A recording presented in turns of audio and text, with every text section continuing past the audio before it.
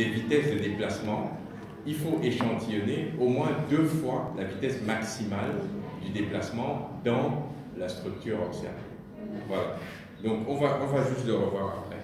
Mais sinon, on a un exemple ici avec le réglage. Donc PRF, c'est l'échelle des vitesses. C'est l'échelle des vitesses qu'on va encoder. Alors pour vous donner l'image de la PRF, j'ai pensé à quelque chose qui peut nous être utile par la suite. C'est, en général, je ne sais pas si vous avez eu l'occasion de jouer au ping-pong ou au tennis, en général, quand on s'entraîne tout seul, qu'est-ce qu'on fait? On envoie la balle contre un mur. Hein? On envoie la balle contre le mur. Et si on vous voit envoyer la balle contre le mur et attendre trop longtemps, eh bien, qu'est-ce qui se passe? La balle est repassée. Mais si on vous voit envoyer la balle contre le mur, avant qu'elle ne soit arrivée, vous êtes encore en train de faire ça, il y a quelque chose qui ne va pas. Donc, pour être dans des conditions optimales, vous envoyez la balle contre le mur et c'est quand elle revient que vous la renvoyez. Donc, autrement, vous allez vous mettre en phase entre le mouvement de la balle contre le mur et le mouvement de la raquette. Et là, tout fonctionne correctement. C'est un peu ça avec la PRF. Donc, la PRF est trop haute, il y a des vitesses dont on ne sait pas d'où elles viennent, et ça nous donne un codage couleur qui a l'air un petit peu flasque comme ça.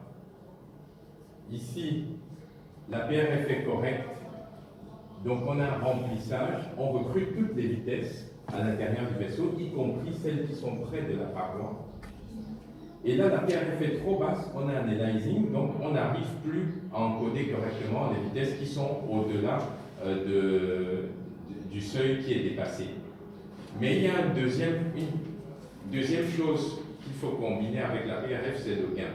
Donc vous voyez, si le gain n'est pas suffisant, même si la PRF est correcte, on ne remplit pas le vaisseau. Si le gain est excessif, on remplit plus que le vaisseau.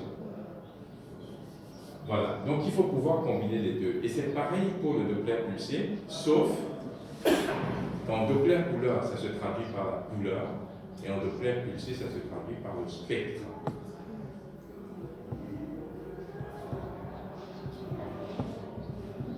Donc on va passer au Doppler pulsé.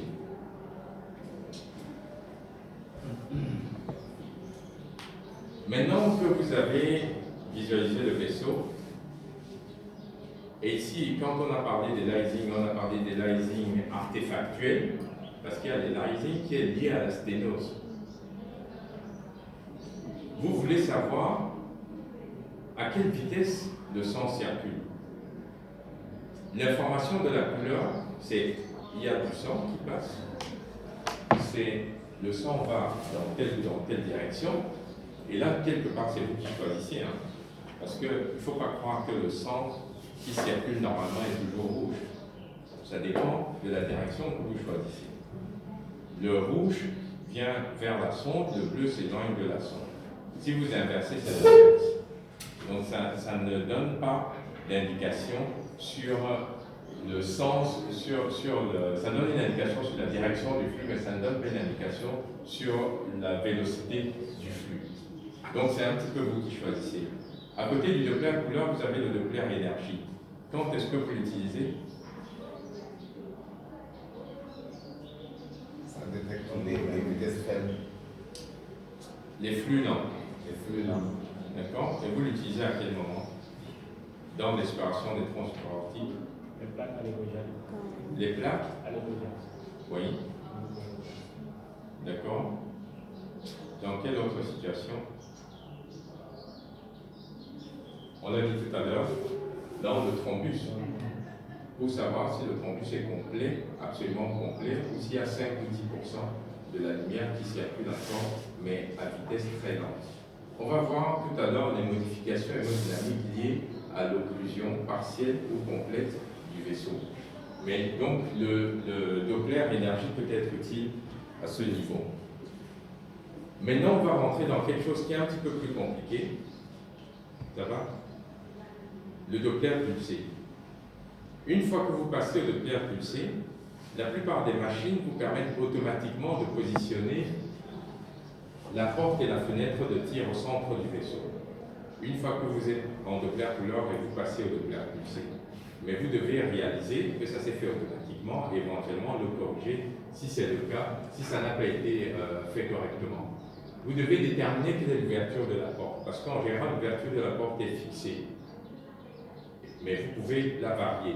Et vous devez savoir si je la varie, pourquoi je la varie et dans quel sens.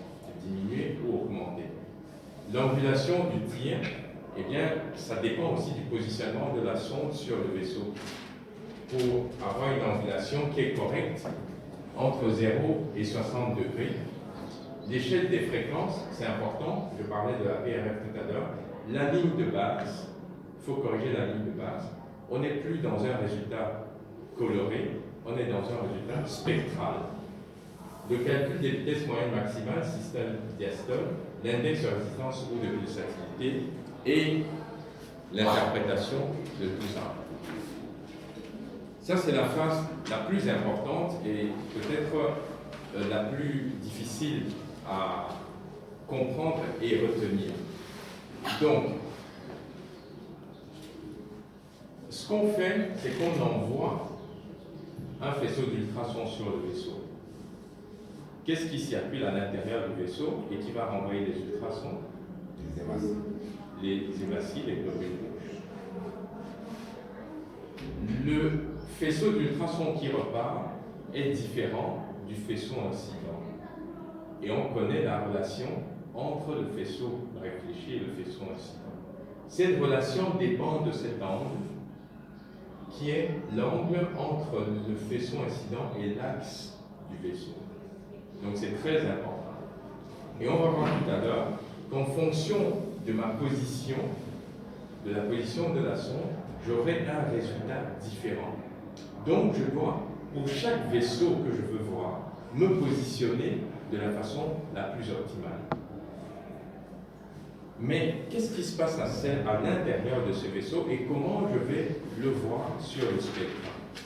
Ce qui se passe, c'est que le cœur va faire un système. Le cœur va chasser une colonne de sang. Vous devez voir ça comme une sorte de petit tube que le cœur envoie dans l'arbre, qui va se distribuer en d'autres petits tubes. Un petit tube va monter dans la carotide. Et ce qu'il va faire, c'est qu'en entrant dans la carotide, il va augmenter le volume de sang dans le segment où il rentre. L'augmentation du volume va entraîner une déformation de la paroi, parce qu'elle est déformable, mais pas à l'infini. Pourquoi elle n'est pas déformable à l'infini? Parce qu'on a une musculeuse qui contient cette déformation. Et c'est d'ailleurs la chance qu'on ait une musculeuse, parce que une fois que cette déformation s'est faite, eh bien, cette musculeuse va se contracter pour ramener le vaisseau à son calibre initial et en se contractant, chasser la colonne qui est rentrée. Et de proche en proche, cette colonne va progresser pour aller mobiliser les territoires les plus distants. Ça, c'est l'effet Wing-Kessel. Donc, tout déplacement de matière correspond à un déplacement très bien. Tout déplacement de matière correspond à un déplacement d'énergie. Donc, la colonne sanguine apporte une énergie qu'elle donne à la paroi. La paroi est en surcroît d'énergie et doit se libérer de cette énergie en se contractant et en faisant une onde de propagation. Cette onde de propagation va arriver jusqu'au niveau de la bifurcation. Et qu'est-ce qui se passe au niveau de la bifurcation? On a un obstacle. Donc, une partie du sang va passer par là, l'autre va passer par là. Et qu'est-ce qui va arriver avec une partie? Elle va revenir.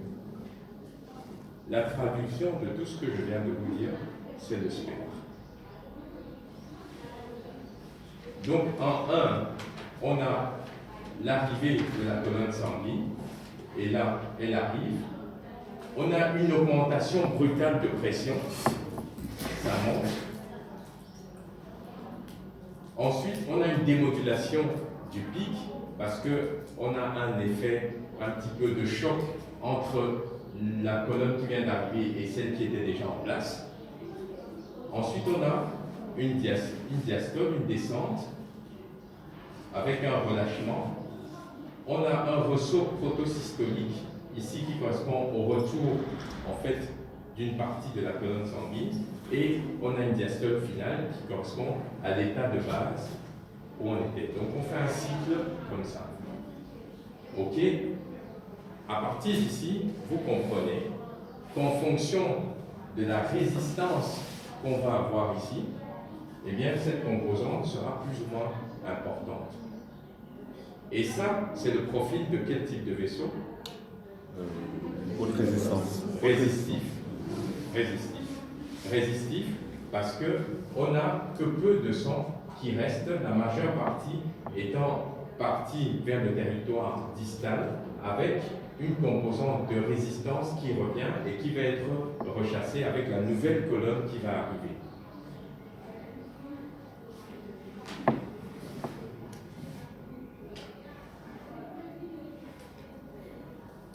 Donc, la position de la porte doit être centroluminale. Elle doit se situer au niveau du centre du vaisseau. L'ouverture de la porte doit être moyenne. L'angle de tir, l'échelle des fréquences doit être optimale.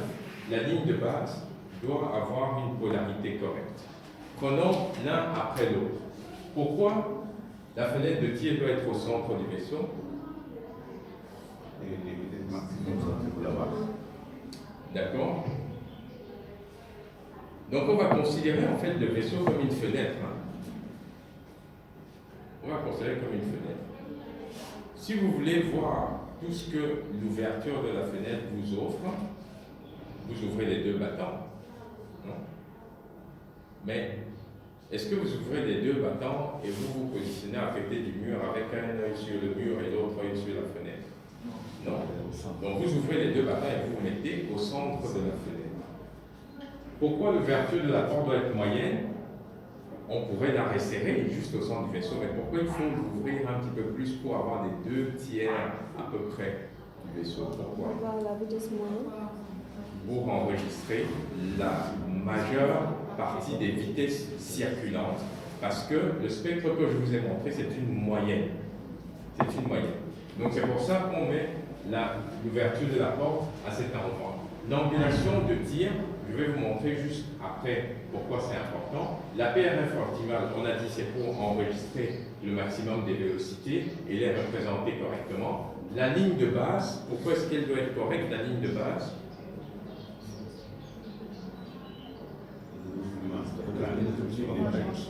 Pour mesurer les vitesses. Oui, pour que les mesures soient correctes, mais L'image soit unique. complète. Complète. L'image du spectre doit être complète. Si elle est coupée, c'est que la ligne de base n'est pas correcte. Ou si elle est inversée artificiellement, c'est que la ligne de base n'est pas correcte. Parce que ce que vous voulez aussi savoir, c'est si le sang circule dans le bon sens ou dans le sens contraire. Donc c'est pour ça que la ligne de base doit être correcte. Alors regardez maintenant, en fonction de la position de la sonde, on peut complètement fausser les choses. Ça c'est vraiment très très important. Dans la pratique de l'échographie Doppler, si vous positionnez la sonde de façon correcte, eh bien, vous allez avoir une représentation des vitesses de façon qui est correcte. Parce qu'en fait, la représentation des vitesses correspond à la projection du vecteur central des vélocités sur un axe qui est l'axe de l'onde réfléchie, des ultrasons réfléchis. Donc ici, par exemple, si vous abordez le vaisseau de façon comme ça, tout droit, eh bien, vous voyez que vous avez une minimalisation, une réduction, une sous-estimation de ce vecteur de vélocité. Parce que ce que vous allez faire, c'est obtenir ici ce vecteur cosinus, l'angle qui se trouve là. Pire, si vous êtes perpendiculaire quasiment au vaisseau, eh bien, non seulement vous allez sous-estimer la vélocité, mais vous allez l'inverser. Donc, vous allez induire une erreur dans l'interprétation du sens du flux et des vélocités. Par contre, si vous angulez un petit peu la sonde pour être plus ou moins dans l'axe du vaisseau, eh bien là, vous avez une représentation correcte parce que vous avez un angle qui se situe entre 0 et 60 degrés.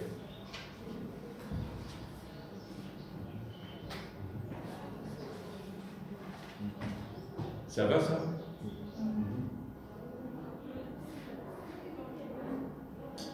Maintenant, regardez ce que ça donne sur le spectre. En fonction de la position, on a un vaisseau qui est là, horizontal, et on va changer d'angulation à la sonde de moins 30 à plus 30. Et vous voyez ici les différences observées. Donc, une négativation du spectre, ça c'est la sous-estimation, ça c'est la négativation, et ça c'est l'estimation plus correcte, mais dans l'autre sens. Donc attention à la façon dont on aborde le vaisseau, et c'est pourquoi, d'une façon très intuitive, ce que je dis toujours, c'est votre boîte couleur, votre boîte pulsée, mettez-le dans la direction du vaisseau en suivant la pente. Parce que ce n'est pas... Si vous avez un vaisseau qui fait ça,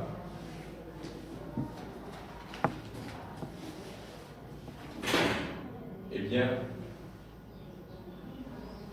au lieu de l'aborder par ici, ça n'ira pas. Je vais l'aborder par ici. Je vais l'aborder comme ça et je vais me focaliser sur cet endroit ici parce que là, je suis dans la direction.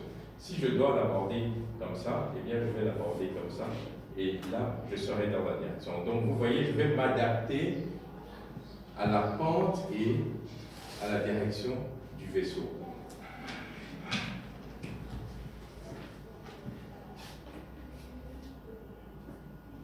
Voici une incidence qui est inappropriée avec un angle à 72 degrés. A priori, quand vous voyez l'image, ça a l'air correct. Hein? C'est pourquoi sur vos écrans, là, l'écho, il faut aller voir l'angle qui est affiché. Et là, vous corrigez l'angle. Donc, on était droit, et puis on a basculé un petit peu comme ça pour amener à un angle inférieur à 60 degrés. Et là, on a un spectre qui est correct. Regardez maintenant, quand on passe à 47 degrés,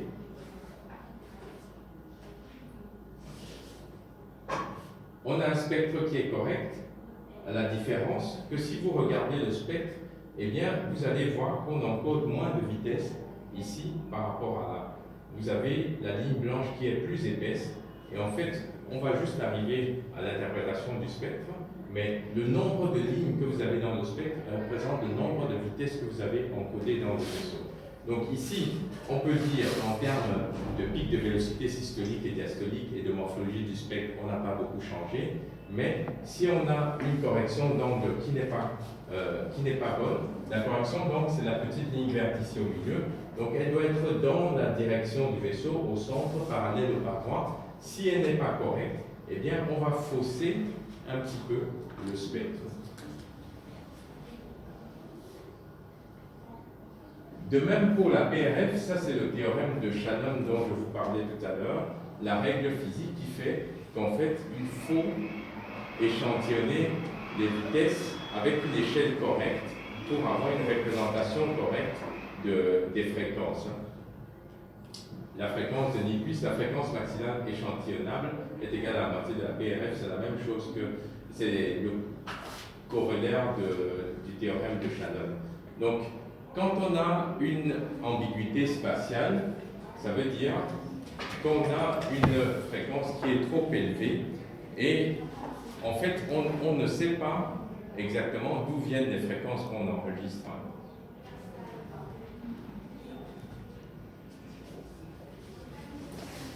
Et quand on a une PRF qui est basse, on a un aliasing, ça veut dire qu'on n'encode pas des vitesses excessives. pour comprendre l'ambiguïté spatiale, c'est un petit peu finalement, et ça arrive d'autant plus si vous avez plusieurs vaisseaux dans le champ du faisceau d'ultrasons. Ici, on a pris un exemple de sonde abdominale sur laquelle on met du Doppler. On traverse beaucoup de structures qui sont sensibles au signal Doppler parce qu'il y a du sang circulant, que ce soit au niveau des veines de l'artère, des branches de l'artère hépatique. Eh bien, si vous avez tout ça dans le champ, vous ne savez pas exactement laquelle des fréquences vous échantillonnez en fonction du niveau de PRF qui est donné. Donc à la PRF, il faut associer le réglage de la ligne de base. Ça, c'est un exemple qui vous montre que on peut avoir une PRF non seulement qui est trop basse et une ligne de base qui est trop basse avec un aspect coupé du spectre qu'on va corriger en remontant la ligne de base, en ajustant la PRF et on obtient l'entièreté du spectre. Et si la PRF est trop haute, eh bien, on va avoir un spectre qui n'est pas représentatif de la réalité. Avec ça, il faut régler le gain aussi. Si le gain est excessif, on a un remplissage du spectre. Et en réalité, ça s'interprète comment?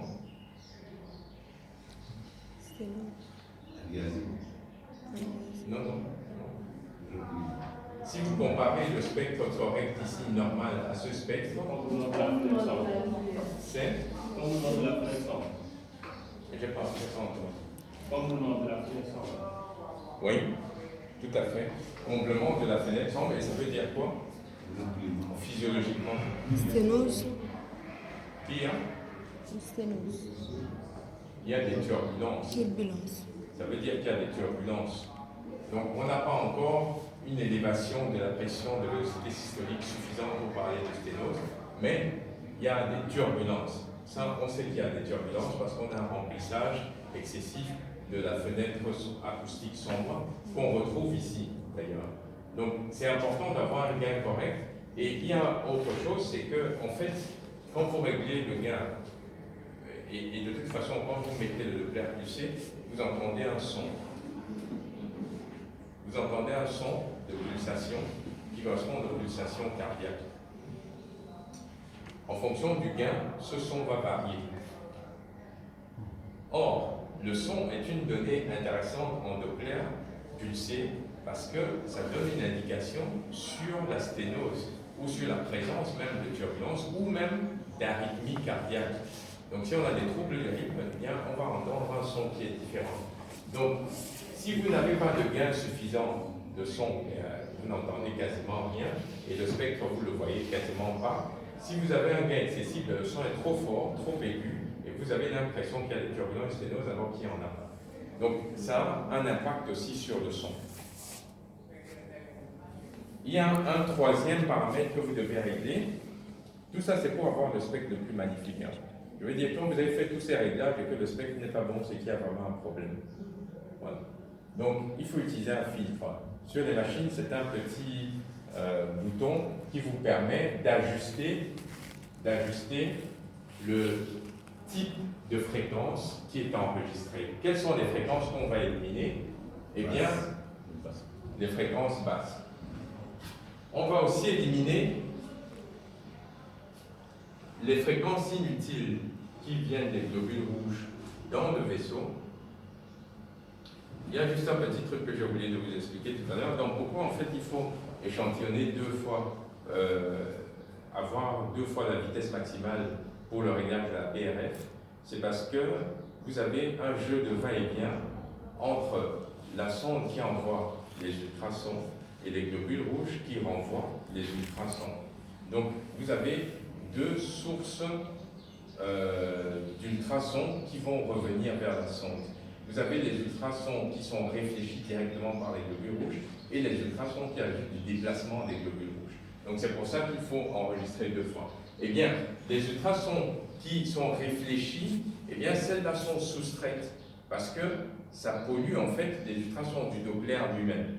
Donc, c'est la première chose à enlever quand on fait le filtre. La deuxième chose à enlever, c'est que, vous avez dit tout à l'heure, on identifie l'artère parce qu'elle pulse. Donc, ça bouge. Ça renvoie aussi les ultrasons. Donc, cela, il faut les enlever aussi. Troisième chose, mais c'est qu'il y a des structures avoisinantes qui renvoient aussi des ultrasons. Il faut aussi les enlever. Quatrième chose, eh bien, ces structures avoisinantes, elles bougent. Vous n'interdisez pas aux patients de respirer, non? Ils respirent. Et quand vous respirez, ça bouge. Donc tout ça, ça renvoie à des ultrasons. Donc il faut enlever tout ça. Et quand le filtre est correct, eh bien, ce que vous observez, c'est un spectre qui est correct. Si le filtre n'est pas suffisant, vous voyez, il y a une sorte de flou, comme ça, sur le spectre. Ou si le filtre est excessif, ça veut dire que vous avez enlevé même les fréquences Doppler qui contribuent au signal Doppler, eh bien, il ne vous reste plus rien. Est-ce que jusqu'ici, ça va?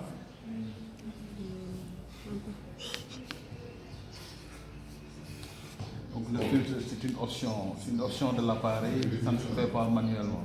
C'est une option de... C'est dans la plupart des nouveaux appareils automatiques. Ça se fait automatiquement. Il y a un filtre automatique, mais vous devez savoir que c'est fait. Maintenant, venons-en au spectre lui-même. Donc, vous avez échantillonné le Doppler. Vous avez 3 paramètres essentiellement. La vitesse systolique moyenne ou la pression systolique maximale. L'une des deux. Vous avez la vitesse télédiastolique. Vous avez l'index de résistance. OK. Donc, si vous regardez le spectre, comme je vous ai dit tout à l'heure, l'ensemble des lignes représente les vitesses échantillonnées lors du déplacement des globules rouges. Vous avez le pic de vélocité systolique, ça c'est quand la colonne sanguine arrive. Vous avez la descente diastolique et la fin de la diastole avant le cycle suivant. Lorsque vous demandez à la machine de vous tracer automatiquement la vitesse moyenne, elle va vous prendre une ligne qui va passer à peu près à mi-hauteur du pic de vélocité systolique pour vous donner la moyenne des vitesses moyennes échantillonnées pendant la systole, mais aussi pendant la diastole. Ça, c'est un paramètre très très important, notamment quand on fait du Doppler transcrânien chez les drépanocytaires, parce que c'est cette valeur-ci dont on va étudier la variation. Et puis, vous avez la vitesse maximale et le ratio entre la vitesse systolique maximale et la vitesse télédiastolique. Quand on regarde le spectre de plus près, ici j'ai pris 2 cycles pour qu'on puisse le voir correctement. Vous avez un vide de vitesse ici qui correspond à la fenêtre acoustique. Tout simplement parce que vous avez un écoulement qui est correct. Quand l'écoulement est correct, eh bien, la pression systolique va avoir un profil d'écoulement qui est quasiment laminaire. Et donc, ça veut dire que tous les globules rouges vont avoir la même vitesse, quasiment. C'est juste après que la vitesse va se dissocier les uns par rapport aux autres. Et c'est pour ça qu'on a cette fenêtre acoustique. Et ensuite, on a la chute du pic systolique et de la diastole. Donc, c'est quelque chose qu'il faut rechercher dans les conditions normales de flux. Et en fonction de la réduction de la section du vaisseau, vous allez avoir une modification de cet écoulement. Donc, une augmentation d'abord de la diastole au fur et à mesure que le vaisseau se rétrécit, jusqu'après de l'occlusion, une chute complète. Et si vous avez compris ça, vous n'aurez plus aucun problème à interpréter le spectre en fonction de la tranche de section. Vous imaginez bien que cette tranche de section va se modifier dans les conditions pathologiques, comme on a vu avec l'athérome, etc., le thrombus, mais aussi dans des situations physiologiques. Parce que si vous vous mettez sur la carotide externe, eh bien, vous n'allez certainement pas avoir le même spectre que si vous vous mettez sur la première collatérale, l'artère thyroïdienne supérieure. Parce qu'il y a une disparité de calibre.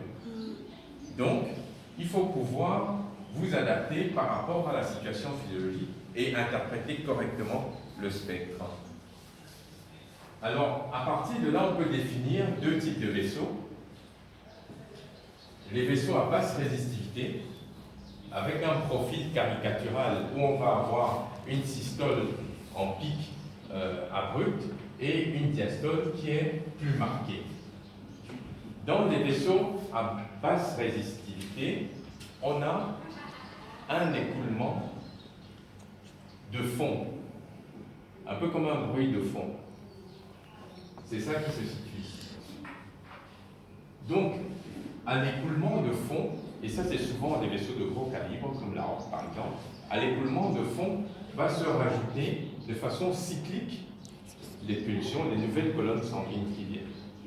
Tandis que dans les vaisseaux de haute résistivité, on a un rafraîchissement quasiment de 100% du sang qui va là, avec ici une systole qui est très marquée, un ressaut protosystolique et une diastole qui se trouve là. Ça, c'est les vaisseaux de haute résistivité.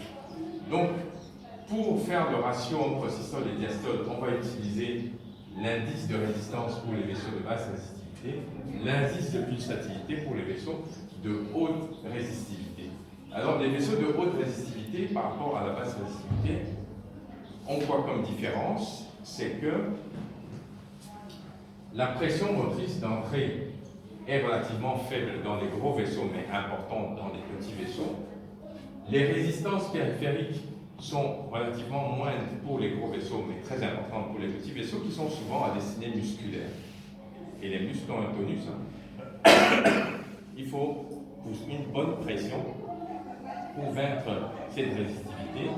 Et du coup, la compliance et la capacitance des vaisseaux, c'est-à-dire leur capacité à se déformer, sera moins importante dans des vaisseaux de haute résistivité que dans des vaisseaux de basse résistivité.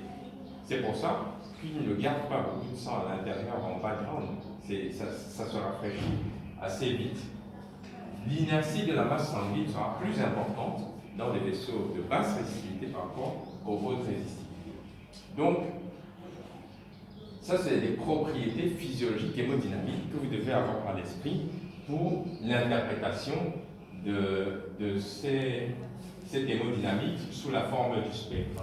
Donc, je vous parlais de l'écoulement laminaire avec un profil plat, ici, dans la partie systolique, et un profil parabolique dans la partie diastolique. Donc, en termes de profil d'écoulement, si on dessine le vaisseau comme ça, avec la direction de la colonne sanguine là, eh bien, le profil plat, ça veut dire que quasiment tous les globules rouges ont la même vitesse. Ce qui va définir ici la petite variation de vitesse, c'est d'une part la proximité par rapport à la paroi et d'autre part la viscosité. Ça, ce sont les deux paramètres qui vont modifier ce profil. Après, on a le profil parabolique. Ça veut dire que les vitesses centrales sont les plus élevées. Et donc, c'est ce profil qui va correspondre à la diastole. Donc, on va mettre la systole ici et la diastole là. Après, on va voir qu'il y a un autre profil qui correspond aux turbulences. À ce moment-là, eh bien, on peut avoir des variations dans les vitesses qui correspondent en fait aux modifications induites soit par les sténoses, soit simplement par le calibre du vaisseau.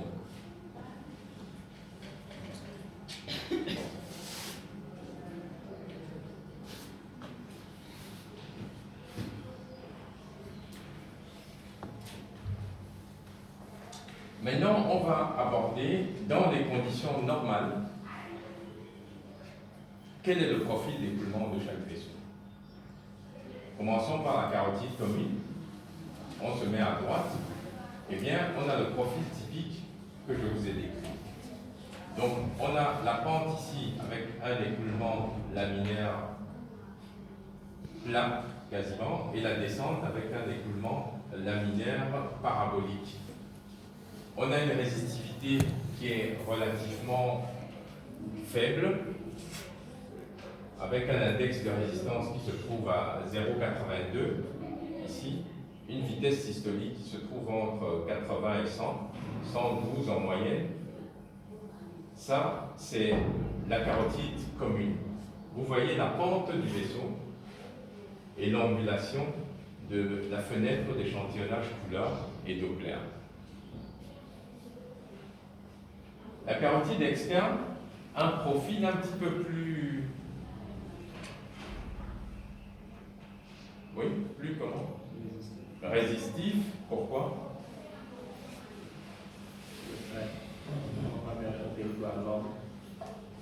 Parce que ça va pas vers un territoire long, c'est pour la face.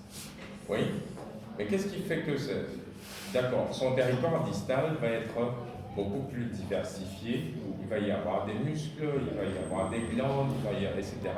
Mais qu'est-ce qui fait aussi qu'on a un profil résistif? Souvenez-vous de l'effet Wien-Kessler. Qu'est-ce qui fait qu'il y a un profil résistif aussi? Et bifurcation. Oui, d'accord. Mais quoi d'autre? Les bifurcations. Les bifurcations. Les bifurcations, très bien. Donc il y a une division très rapide de la carotide externe. C'est ça aussi qui fait qu'on a un profil résistif. Déjà, juste après l'ostium, il y a une collatérale qui part. Donc il y a un segment relativement court de carotide externe réelle et très rapidement, mais elle donne toutes ses branches. Donc il y a un effet de retour qui est important, il y a une résistivité accrue à cet endroit. L'artère carotide interne, elle va être souvent dans le prolongement de la carotide commune. Donc il y a une bonne transmission des vitesses dans la carotide interne normalement. Il y a une bonne transmission des vitesses et très souvent le spectre que vous allez voir dans la carotide interne est semblable plus ou moins à celui de la carotide commune.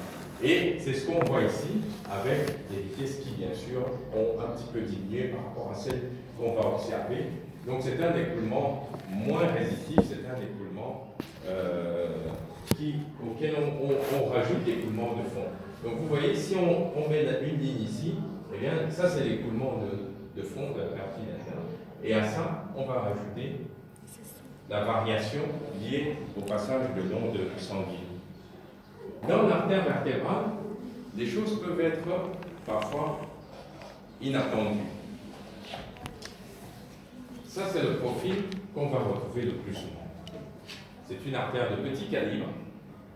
On a une transmission quasiment à angle droit à partir de son ostium sur la subtérière. Et puis, d'office, on a une pente avant le segment longitudinal qui passe dans les trous transversaux. Et en réalité, c'est souvent entre deux trous transversaux que vous allez l'attraper. Je vous montrerai en pratique comment vous pouvez juste poser la sonde une fois et vous avez l'artère vertébrale. Vous ne devez pas faire tourner la tête dans tous les sens, etc. Et c'est assez simple à trouver, mais c'est souvent dans son segment, son deuxième segment que vous allez l'envisager et ça donne ce spectre. Mais quelquefois, comme vous voyez ici, il y a une différence entre la droite et la gauche. Et la gauche est beaucoup plus marquée. Elle a même un profil résistif, quasiment comme celui de la carotide externe. Comment est-ce qu'on peut expliquer ça? D'office, je vous dis ici, il n'y a pas de problème, c'est normal. Oui? La variation de calibre. D'accord, très bien. La variation de calibre, effectivement, quand on a une artère, une différence de calibre entre les deux artères vertébrales, on peut en avoir une qui est dominante. Celle qui est dominante a un flux plus marqué. Et parfois, celle qui n'est pas dominante ne se termine pas avec le tronc basilaire. Ou alors, on a ce qu'on appelle une hypoplasie, c'est-à-dire un développement insuffisant du segment V4, le dernier segment de l'artère vertébrale non dominante.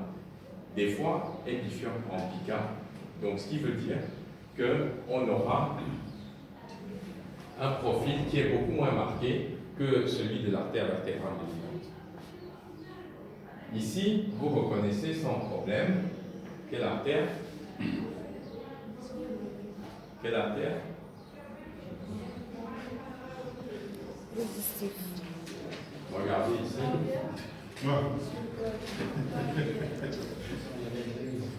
L'artère sous-clavienne, et vous avez un important reflux protosystolique. Là, on est vraiment sur une artère résistive.